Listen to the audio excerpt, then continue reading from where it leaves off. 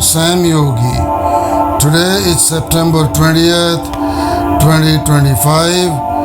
Welcome back to the Krishnamurti podcast.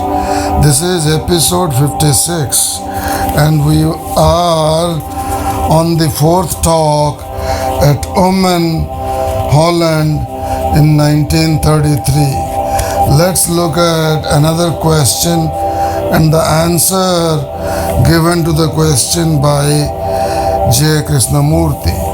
Question: I come to Star Camp because it is the most enjoyable way of spending a summer holiday that I know. During a summer holiday, one gets more detached and takes stock. For that, I do not want a lot of frivolities. There are cinemas all the year round. In taking stock, your challenge is a valuable part of the holiday. Such a reason for coming of no value from your standpoint.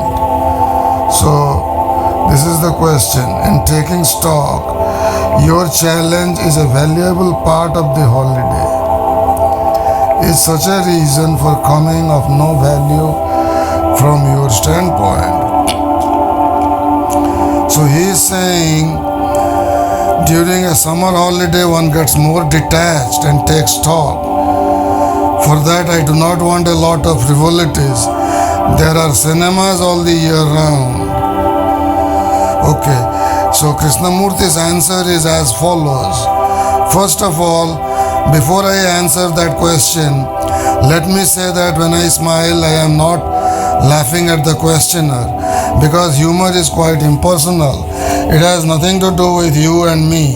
So please, I am not laughing at the questioner.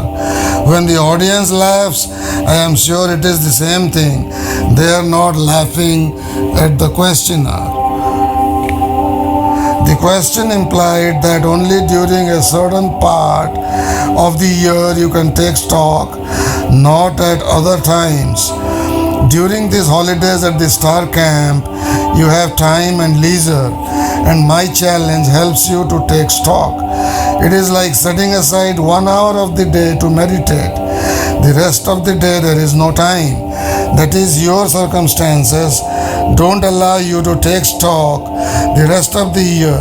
You are so surrounded by family worries, by people, town, by activities that you have no time to take stock. Here you have time. It is a beautiful place, though it occasionally rains, but here you can take stock. What a false way of looking at it. Why cannot you take stock while living in the world? Because the world is too much? You are part of it. The world is not too much. You like to play with the toys of the world, and so you have no time, nor interest, nor leisure. This is not the moment to take stock these 10 days or 3 weeks. So what you have done is to divide life as possible and not possible. The possible at the Star Camp and the impossible in daily life. Why is it not possible in your daily life? Because you have created it. Individually, you have created your daily life and you have become a slave to it, and therefore you say, I cannot take stock. I say, you can only take stock there and not here.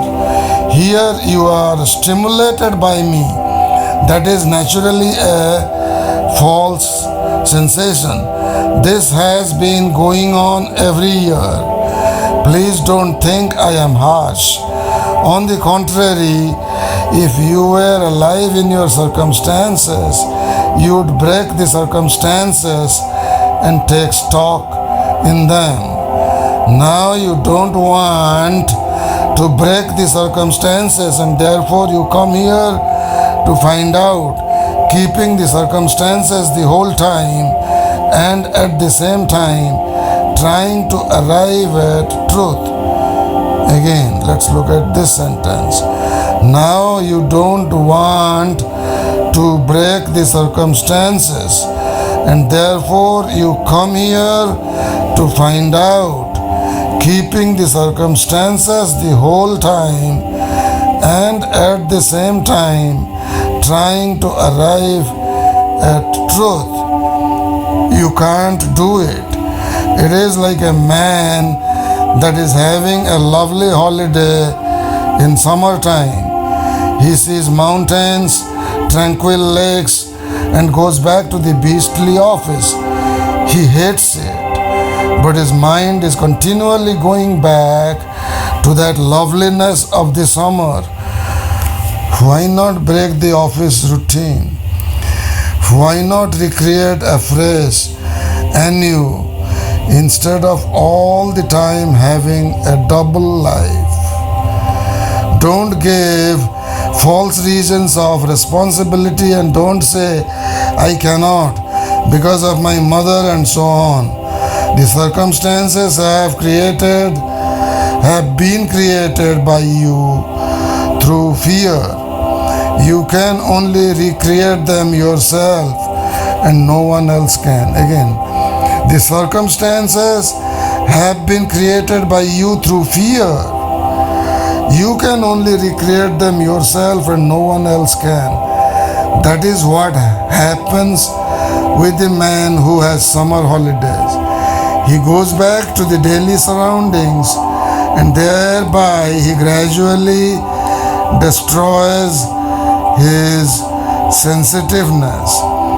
When he breaks the circumstances, he finds out true values. Don't say, I am afraid of hurting people, of changing circumstances, of responsibility. To find truth, there must be no father or mother, nothing to stand in the way, no relationship, no responsibility. But please don't take the opposite and say, good, I'll give up all my responsibilities, which is such an easy, cowardly way of doing it. In acting completely, then you will find out that no relationship, no bondage can stand in your way. In acting completely, you will find out that no relationship, no bondage can stand in your way. To act completely, you must be complete. Your whole being must live, and then nothing can stand in your way. No circumstances, whether a town or a camp. So the answer ends here. Again, this is a call to action in completeness, in the wholeness of life. So completeness, as we have discussed in prior discourses, is impeded, stopped by an impediment like fear, like prejudice, like tradition. So these, Krishnamurti calls these barriers or hindrances which limit action. If these are talks in 1933, where he is pretty new to addressing people. Now if you look to the later talks, like in the 60s, 70s and 80s, you will see that he has dropped the word hindrance. He still talks about fear and prejudice, etc. But he has dropped the word hindrance or barrier and he uses the word conditioning. It is the same thing. Your conditioning decides how you will act. If you are conditioned by anxiety, result of an action and hankering for the result, then it will limit you and the action will not be infinite action, as we saw 2 discourses before in episode 54. So, thank you. You have a wonderful day.